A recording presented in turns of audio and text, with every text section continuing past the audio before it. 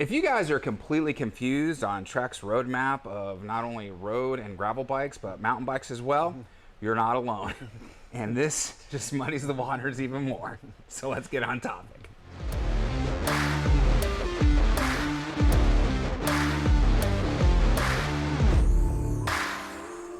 Hey everybody, it's Thomas with Get Out Arizona, and you are watching another great episode of Bicycle Showcase. I'm joined once again with my co-host, Brandon Van Leuven. How the hell are you, Brandon? Good, good. Dude, it's been a hot minute. It's been a while. It's been a minute. Life's so rad. What's that? What would you say was rad? Life's so rad. Life is rad. So to bring you guys up to date, most of the videos that you have been watching were pre-recorded before I went on assignment in Washington, D.C. and had my hernia surgery.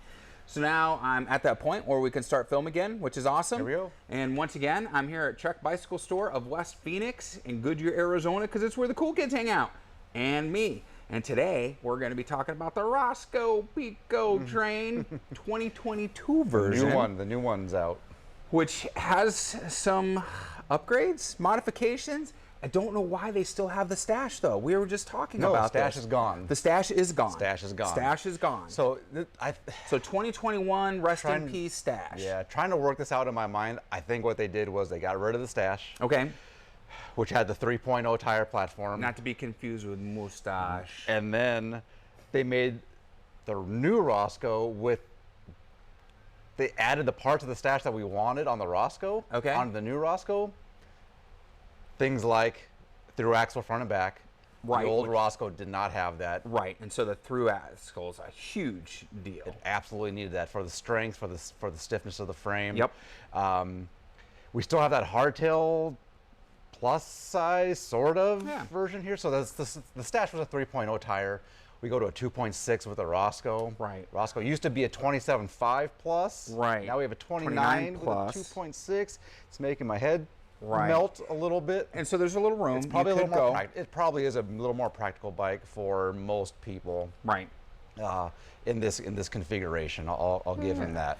But This it was so actually cool having an option of a 29 plus bike, a kick-ass bike like the Stash and the Roscoe, which is a bit more entry level.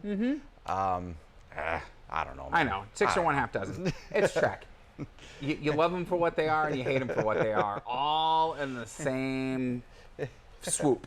It's like being married to an alcoholic. No, I'm joking. Joking. Not like I speak from experience on that one. Now, this actually, especially with the group set, because this is actually stacked, and we'll get into it in a moment. But this is very reminiscent of what the 2022 Timberjack was from Salsa. You had a great hardtail, plus size on the tire, great group right out of the gate. There's really not a whole lot you'd have to do to this. No. Maybe if you wanted to change the seat to your preference, the grips, the little stuff that would make the ergonomics more to you. Well, not even flashier. This is a pretty dope looking bike, but it's just the little things that make a big difference. So let's start with the group set. This actually has the SRAM GX Eagle, which is nice out of the gate. It's solid. It's the 105 of mountain bike groups. It's the work group of the SRAM stuff that we'll see on a lot of bikes at this price point, around $2,200, right? Give or take a bit. But it's solid. It works great. Again, we're going to sacrifice a little bit on the weight on there, and again, the flash factor is narrowed down a little bit, but it works. It works well. Right. The nice thing about the new Roscoe, so the wheel set on this one that they're going to give us, a big complaint about the old Roscoe was there was so much slop in that drivetrain in the wheel set. So now when we get to the Roscoe 8, we do have that ability with a rapid drive hub system to add more pawls in there, get 108 points of engagement. It's right there. Yeah. It's right there. It's not as fast as some other the higher end wheel sets, but for what you get here, it's really pretty damn fast engagement. And it's going to give you a little bit more longevity and stability. You know, I'm the king of just torching hubs. Was it 3 I'm up to now? I think so. Just crushing those fuckers. You know, yes, I'm a beast, but I'm also a fat beast. Fat kid in a skinny kid's body. Remember that, guys. No, I'm joking. So we've got the hydroform aluminum on the frame. Yep, this is Alpha Gold aluminum. It's good. No matter what you get, the Roscoe 6 through 9, you're going to get the same frame. So they actually do have a Roscoe 9. There's a Roscoe 9, yep. Okay. An upgrade. You're going to go to a Fox fork on here. I believe your drivetrain is going to get bumped up as well. I forget what it is. Really? I think it's an XT drivetrain. Oh, don't quote me on that. I forget. I haven't seen one yet. If he's wrong, remember, comment down below, guys. Yet. Just be respectful if you're going to, but comment down below. Okay, so I didn't realize there was a Roscoe. I thought the 8 was kind of the top of the line, and that's where they were keeping 9 it. is top line at just under $3,000, and that's going to be a part spec upgrade. Okay. Well, and at least that gives you an option if it's something that's knowing that it's the same frame, pretty much same everything. If this is more your price point to get you in, especially if you're just starting and you need the helmet, maybe some pedals. It's something you can upgrade down the road, because this is a very solid bike. This is one of those bikes, just as stuff wears out, you can either replace or upgrade with a higher, grade component set. I agree with that. But there's really, this is it. This is a good bike that you keep for a while until you Real snap quick, the frame or whatever. We'll point out that it does come with a 140 millimeter RockShox air fork on there. If you go to the 9, you're going to get a Fox fork on there. But 140 millimeter travel, you could probably bump up to 150 if you wanted to in the future. Now the 140 is going to be equivalent to the Fuel EX. Yep. So you get some good travel up front. Now it's kind of funny, guys, and here's my experience with the Timberjack. It's the one hardtail that I have. It does ride differently, especially on the descents, but I thought it was going to be a rougher ride than what it actually was. Good. I don't feel beat up not having that rear suspension. So, and it's definitely, even, I say this with it before I kitted it out to be my backpacking bike, that sucker was quick and nimble. So if you're looking for a fast, nimble ride that's not going to feel sluggish, this is a really good option. Yeah. As far as that goes. And I think that the price point on these guys, especially the 8, it's beautiful for mountain biking, for cycling in general. $2,200. That's a bargain these days.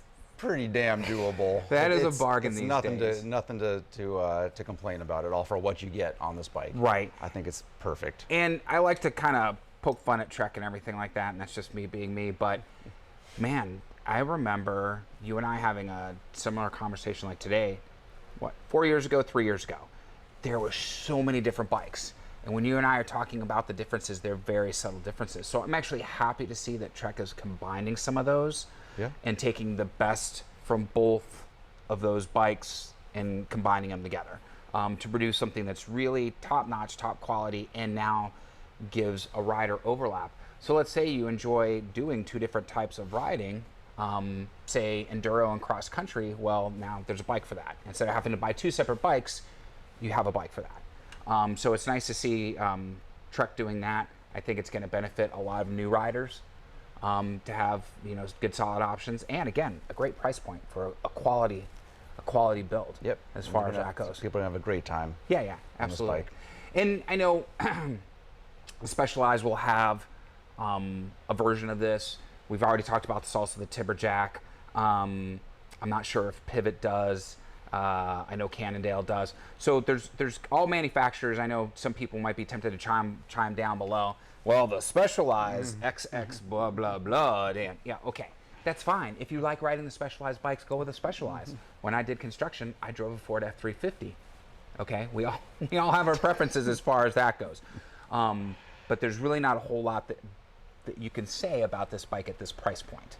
Yes, that's fair. This isn't a 9.9 Slash or Fuel XC that's decked out with access, shifting, or anything like that. This is made to be a quality entry-level bike for riders, something that's dependable, reliable, backed by a great warranty, So keep that in mind. All right, some people like to go, well, it doesn't have this. Yeah, that's what you find on a $6,000 bike, not a $2,200 bike. So, is there anything else you want to add, Brandon, before we close this one out? The bike speaks for itself. Obviously, you have this beautiful blue paint job. This comes in blue, and was it the red? The other, the carbon red. Oh, Jesus Lord! Oh, here we go. There we go. Safety dance. It's been a while. What was I going to say before I got distracted?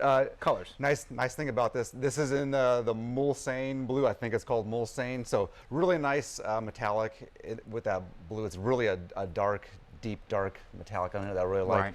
Right. Maybe you can get some close-ups of that later on in the sunlight. For those who are asking. And what I really love about when you get to the 8s on any of our Trek bikes, they're ready to go tubeless out of the box. Oh, That's So a huge this guy's, deal. all you got to do is throw your valves sealant in there. They give you the tires, they give you the wheels, you're ready to go. Nice. So a worthy upgrade to spend a Absolutely. few more $100 to get all that just ready to go out of the box. Right? And gosh, for you old riders, Obi-Wan, who are insistent on staying in tubed tires, I know somewhere deep buried in your closet you have your abacus. And you still probably write checks for the mortgage. No, I'm joking. Obi-Wan's a good guy, just like busting his balls every once in a while. So anyways, and I'm sure he'll retort in kind. All right, well, if that's it, the tubeless tires, that's a huge thing. And I forgot to ask that. That's usually one of the first questions I ask. So just ready goes to to go. show you, I'm out of practice. So, all right, guys, if you've enjoyed what you've seen, please hit the like, subscribe, and bell notification icon. It helps out the video. It helps out the channel. We still need all the help we can get. Coffee, gas money, park passes, you know the routine. There's going to be some links down below. One, to Trek Bike Stores of West Phoenix and Goodyear. If you have any questions about what you've seen, you can comment down below, or you can call these guys, follow the link. Brandon and his guys will be more than happy to help you, or any of the things you might have seen in Toolbox Topic, or Bike Showcase for that matter. We also have some links to our social media. Instagram, Facebook, TikTok, it's the devil's work. I can't get away from it. Got to do it. Follow us on those, show us some love, and you'll keep up on all the day-to-day affairs of Get Out Arizona. The other links down below, some of those are affiliate links. If you make a qualifying purchase, we will receive a small commission, but you will not be charged anything additional. Brandon, before we get out of here, is there anything else you want to add? No. All right, guys, what do we always say? Be kind to yourself and others. Be amazing stewards on that trail. Lead by example, my friends. And we have to ask, what are you waiting for? Get Out Arizona. Yeah, it's good to be back, guys. We'll see you on that next adventure. Take care. Brandon, thanks, man. We'll see you next week.